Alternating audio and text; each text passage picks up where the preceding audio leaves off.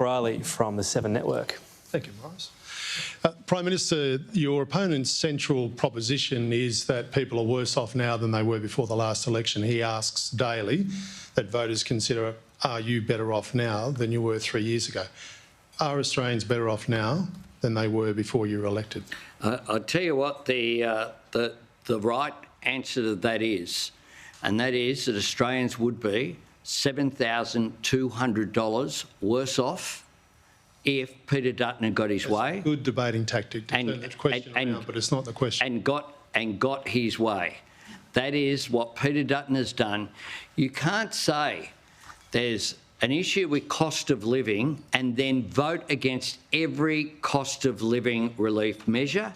That is what Peter Dutton has done. And just as people vote either this week or on Saturday, what they'll consider is who has the best offer for them in 3 years' time. A coherent, cohesive set of policies that we want to implement, cutting student debt, cutting people's taxes, making a difference for first home buyers, making a difference for energy bill relief, cheaper childcare, the cheaper medicines that we've put in place, or Peter Dutton's plan that has not a single offer of anything that lasts more than 12 months going forward, and then jacking up everyone's taxes, and that's before you get to the $600 billion that he needs to pay for his nuclear reactors. So no, but it could be worse. Is that the answer? The answer is that they would have been $7,200 worse off if Peter Dutton had got his way, and Australians understand that. Thank you. Next question, Andrew Clennell from Sky News.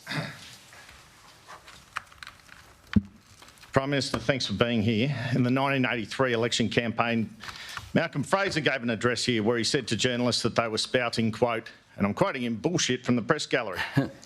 In that spirit, I'd like to put that comment in reverse.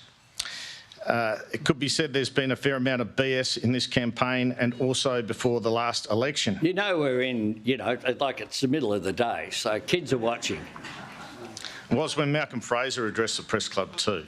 Before the last election, you said power bills would reduce, they didn't. You said you wouldn't alter the tax cuts, you did. You said you wouldn't change super, you're trying. You said we'd have cheaper mortgages, we don't. You said on election night you'd commit to the Uluru Statement in full, you haven't. And you said when you messed up you would admit fault. Now you say Peter Dutton is seeking to Americanise the health system. He's promising to match your bulk billing funding. Some of your ads basically say he's going to abolish Medicare. You say his nuclear plan will be funded by cuts. Your renewable subsidies and rewiring the nation aren't paid for by cuts. You might want to come up here, Andrew. And my question is, why do you have to exaggerate in this campaign? Why can't you win this election by telling the truth?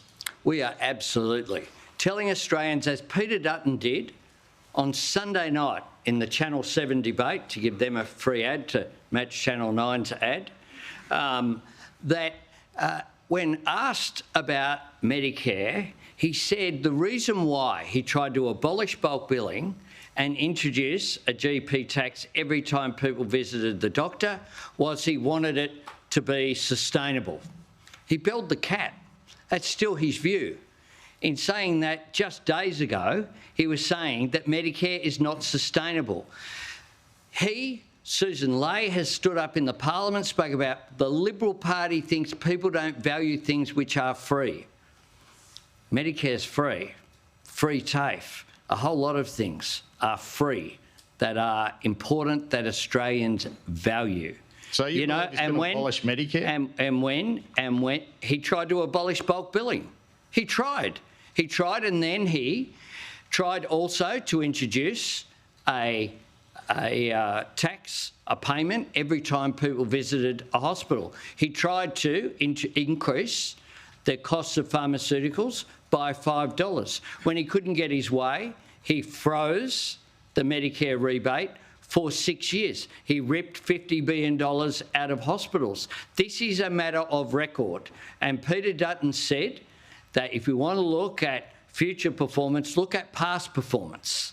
Look at past performance. What I did on income taxes was to come here, front up, say, I have changed our position. Why? Because there's a cost of living pressures are on people, and it wasn't sustainable to, on the 1st of July last year, to say that you and I get $9,000, and the people who've served this meal, the people who've cooked it out the back, the people who'll clean up after us in this room when we leave, get a big duck egg. That is not the Labor way. I fronted up, I had the argument, I won the argument, and they voted for it.